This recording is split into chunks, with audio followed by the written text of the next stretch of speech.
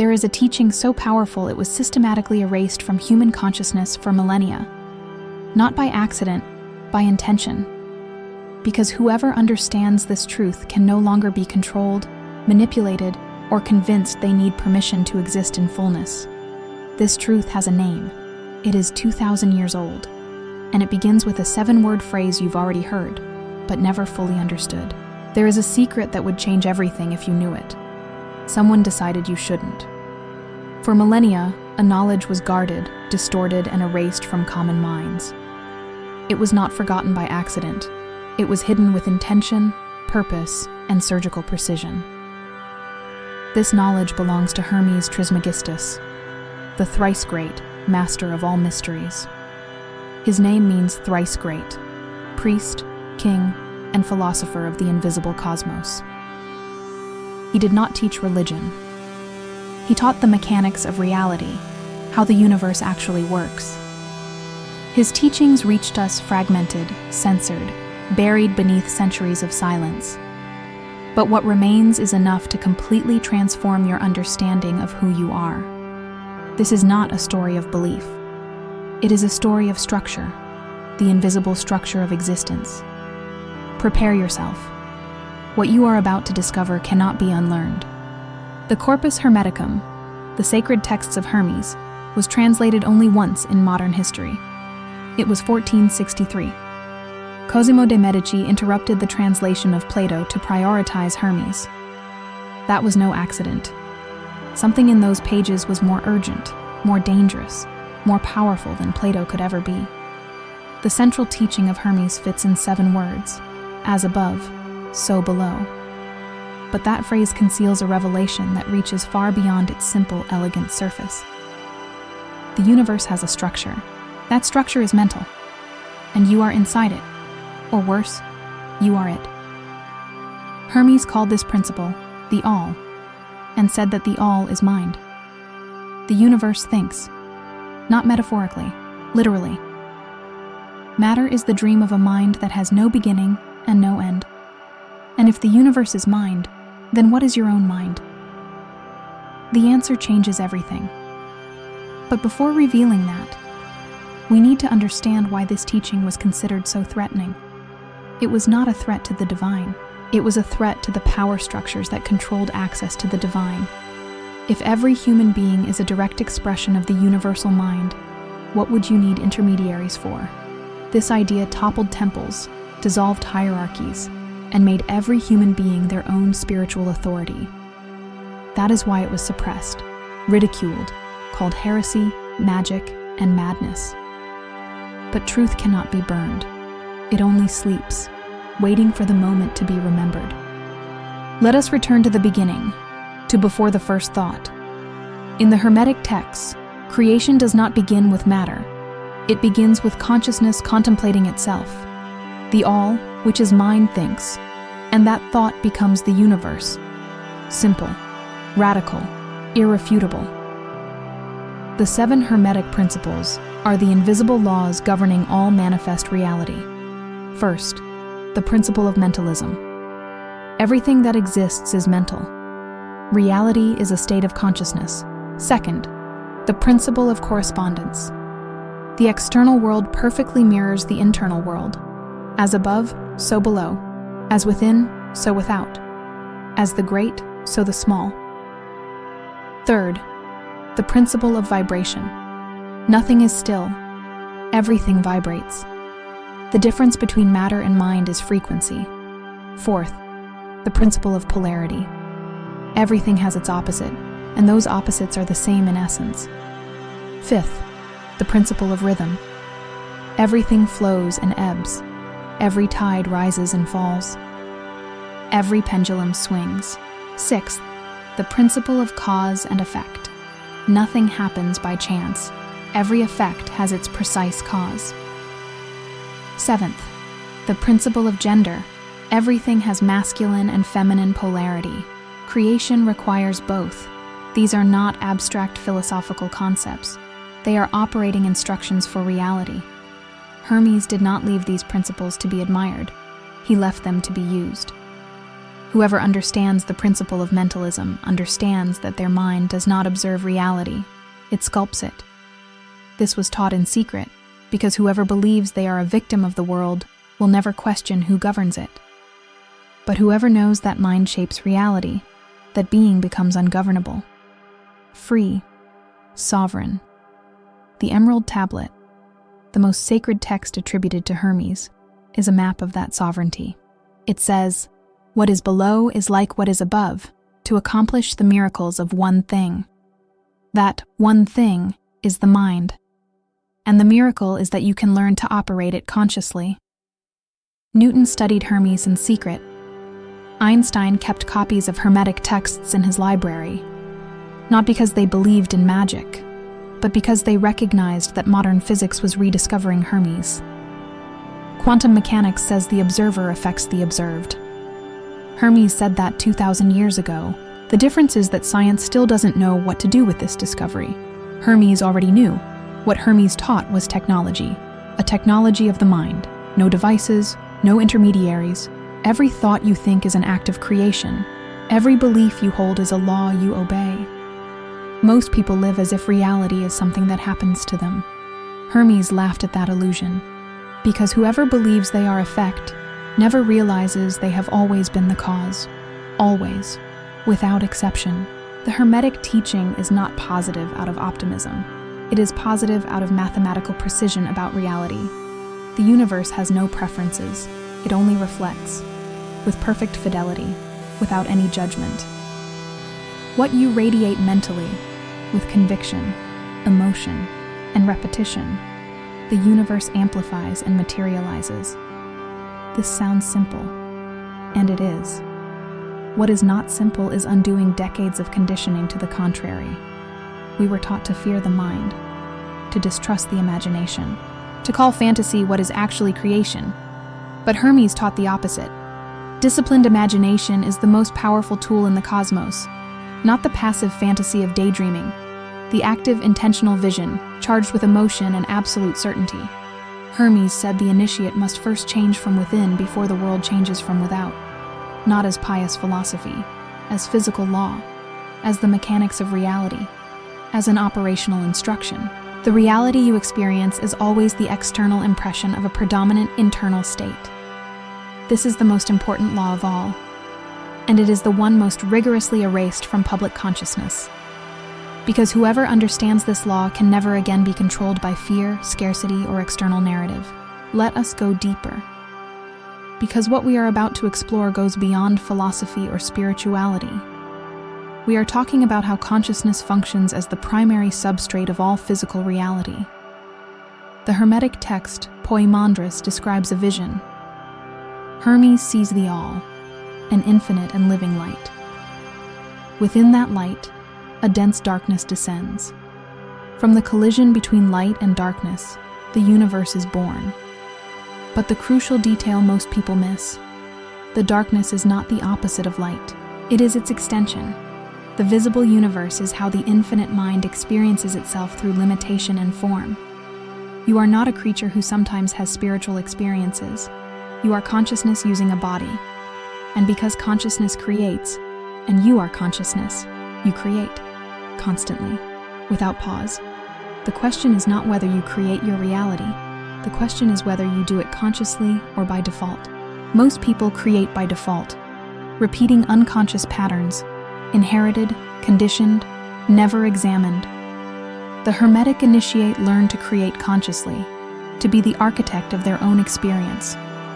This required a specific kind of mental discipline that Hermes called gnosis, direct knowledge.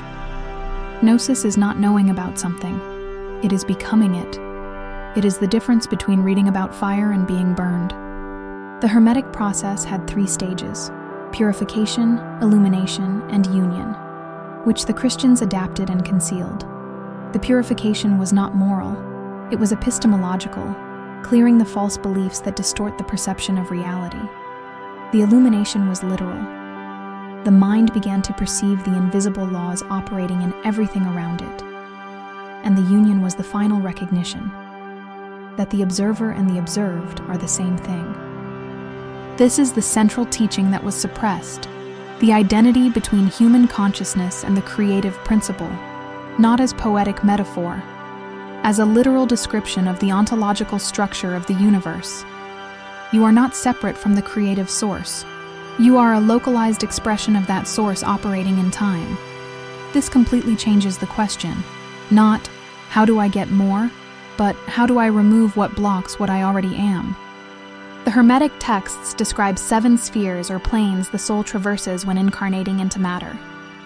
In each sphere, it acquires a veil: fear, desire, illusion, attachment, pride, ignorance, false identity. These veils are not sins. They are compressions. The soul forgets itself in order to have the experience. The path back is the unveiling. Not escape from the world, but recognition within it. And what is the primary tool of that unveiling? Attention. Conscious, relentless observation. Observe your thoughts without identifying with them. Observe your emotions without being consumed. Observe. Simply observe. The one who observes is not the thought. It is the consciousness that precedes and sustains the thought. That is you. Hermes called this observer nous, the divine intellect. What you are behind what you think you are. And the more you identify with the nous, the more directly you access the creative power of the universe. This is not vague spirituality. It is the precise mechanics of how reality responds to consciousness. The Rosicrucians studied Hermes. The Freemasons preserved his symbols. The Gnostics carried his texts. Not because they were part of a conspiracy, because they knew this knowledge was dangerously true. True enough that those with power preferred you never find it. But truth has a peculiar quality. It resonates. When you hear it, something inside you remembers. You are not learning this now. You are remembering. And that distinction changes everything about how you receive it. Hermetic wisdom says, there is no real teaching. There is only the recognition of what has always been known. Socrates called this meutics, the art of helping the mind give birth to what it already carried within. And if you carry this within, this direct connection to the creative principle, what use is the intermediary? That question was the most dangerous ever asked in any civilization. And it still is, because entire systems of control depend on you believing you need permission to access the truth. Hermes did not guard knowledge from the unworthy. He offered it to anyone with eyes to see. His only required qualification was the genuine desire to know, not social standing, not birthright. And that genuine desire begins with a question, not certainty, not faith. An honest question. What is the nature of my mind? How does it relate to the universe? That is Hermes. That is the door. Let us now arrive at the point everything has been building toward. The revelation that changes the equation completely. If mind shapes reality, and you are mind, then any limitation you experience is a limitation of the mind. Not a limitation of the world, a limitation of how the mind conceives the world. And that can be transformed. The Hermetic practice begins with what they called the operation of the mind, deliberate reprogramming work. First, identify the dominant thought patterns. Second, trace their origins. Third, dissolve them. Not through willpower, through understanding. When you clearly see the origin of a belief, it loses its power, because belief lives in the darkness of automaticity. The light of conscious attention dissolves it effortlessly. This is what the alchemists called the great work, the transmutation of the lead of unconsciousness into the gold of awareness. Alchemy was never about transforming physical metals. It was a metaphor for the transformation of the mind. Hermes is considered the father of alchemy, and the central teaching of alchemy is the sovereignty of consciousness. When consciousness operates from the nous, from the divine intellect, it gains access to different capabilities. Not supernatural abilities. Capabilities that were always available but blocked by conditioning. Intuition sharpens. Synchronicity increases. What you need begins to appear with inexplicable frequency. Not because the universe plays favorites, but because your mental frequency has begun to resonate with the laws of the universe. And when the resonance is perfect, the universe requires no effort. It flows, naturally, gracefully. Hermes called this state tat, the perfect disciple, the one who became the teaching. Not by copying the master, but by realizing within themselves what the master pointed to beyond themselves. Every real teaching points beyond itself. Every real master points beyond themselves. Hermes did this. That is why his texts survived in fragments. The fullness of the teaching was in the direct transmission of experience, but enough survived to reconstruct the map, and the map always points to the same territory, you. The Hermetic revelation is not about the universe out there. It is about the universe you are within. The macrocosm and the microcosm are one, and you stand at the intersection where they meet and recognize each other. This is the forbidden secret. You are not small. You never were. The belief in smallness was the greatest control. The belief in separation was the greatest control. The belief in powerlessness was the greatest control. Hermes dismantles all of it, not with magic, with precision, with understanding, with the most fundamental law that exists, the law of being. We live now in a moment when this knowledge is resurging in unexpected and powerful ways. Quantum physics has discovered that the universe, at its most fundamental level, is information. Not matter. Information. And who processes, organizes, and generates information? Consciousness. Hermes answered that 2 millennia ago. Modern neuroscience has discovered that the brain does not register reality. It constructs it, every second. What you call the real world is a simulation created by your nervous system based on your expectations. This means that changing what you expect changes what you perceive. And what you perceive, you experience as real. Neuroplasticity proves the brain can be rewritten. Epigenetics proves genes express themselves through mental environment.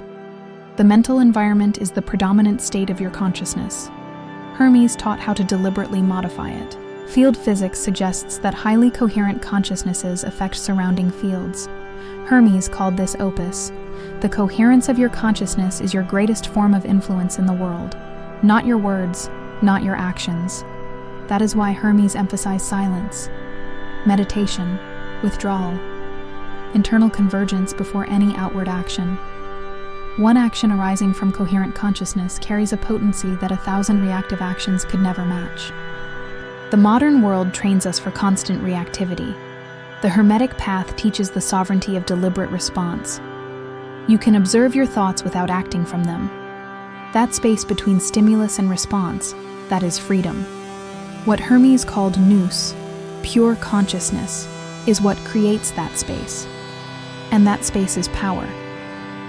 Every time you respond instead of react, you are practicing Hermeticism, without knowing, without needing to name it. The teaching does not need a name to work. The law of gravity does not know you call it gravity. The Hermetic laws do not need your belief. They operate with or without it. But with it, they are supercharged, because belief aligns inner resources, doubt fragments, and fragmentation is a waste of creative power. Everything you experience as luck, flow, or grace is your alignment with these laws in action. And what you experience as misfortune, blockage, or resistance is your misalignment with those same laws. The universe does not punish, does not reward. It only echoes, faithfully, without judgment, without exceptions. And that is the best possible news, because it means you have real power over your own experience. Hermes Trismegistus was not a god, a prophet, or a magician. He was a rigorous observer of reality. He observed how the universe functions and described it with precision, as simple as that, as radical as that. And what he observed was that the universe responds to consciousness as water responds to its container. The container you are, the quality, the form, the coherence of your consciousness, that determines what you receive, not what you deserve, not what fate decided. What your consciousness is in condition to hold. This is the Hermetic work. Expand the container, clear it, align it, deepen it, and then receive. Not as magical ritual, as a daily, humble, consistent practice of attending to the quality of your consciousness. Because greatness does not come from great moments. It comes from the quality of each ordinary moment lived consciously. Hermes said, "The mind that knows itself knows everything, not arrogance, a declaration of the structure of reality, because the mind is the universe in miniature. To know one is to know the other, without exceptions. And that knowledge, that deep recognition of who you are, is what was stolen from humanity. Not all at once, gradually, through centuries of systematic conditioning toward powerlessness and separation. But the light was not extinguished, only covered. And what has been covered can be revealed, now, by you. The forbidden secret of Hermes is not a spell, a formula, or a technique. It is a perception. The perception that you are more than you believe yourself to be, that you can do more than you were taught to accept, and that the universe in its deepest structure is favorable to the consciousness that awakens to itself. As above, so below. As within, so without. As you are, so the world responds.